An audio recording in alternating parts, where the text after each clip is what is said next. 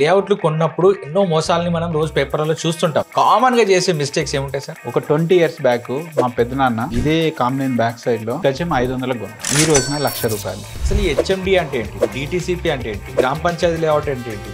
నా క్లాస్మేట్ నా ప్లాట్ నా పేరు మీదనే ఉందా లేకుంటే పోయిందా ఎట్లా తెలుసుకోవాలంటే ఈసీ చెక్ చేసుకోరా అన్న. ఈసీ అంటే ఏంది మామ అంటారు. నాకు కూడా తెలియదు సార్ వాస్తవం.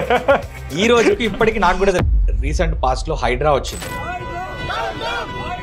హైదరాబాద్ రియల్ ఎస్టేట్ ఆల్మోస్ట్ కుప్పకూలింది. ఈ హైడ్రాకి సంబంధించి చాలా మందికి ల్యాక్ ఆఫ్ అవేర్నెస్ కూడా ఉంది. పబ్లిక్ ని ఎమోషనల్ గా కనెక్ట్ చేసిండ్రు. మన సీఎం రేవంత్ రెడ్డి గారు అసెంబ్లీలో కూడా కొన్ని చెప్పిండ్రు. చెరువులను ఆక్రమించుకున్న వాళ్ళ మీద పోయినప్పుడల్లా పెడబొబ్బలు పెడతారు అధ్యక్ష. డెవలప్మెంట్ అనేది చాలా ఇంపార్టెంట్.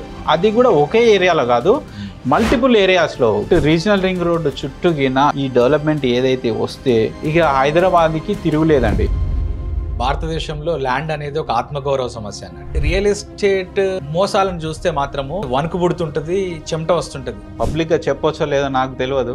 నిన్న కూడా జరిగింది 500 కోట్ల మోసం సార్. వైజాగ్ లో 80-90 కిలోమీటర్ల బెల్ట్ ఉందంట. ఆ బెల్ట్ లో మొత్తం ఇదే మోసాలు. చిన్న మోసం చేయాలంటే ఎంతో బాధ అనిపిస్తుంది. కోట్ల రూపాయల మోసాలు ఎట్లా చేస్తారు సార్? అలవాటు అవుతుంది.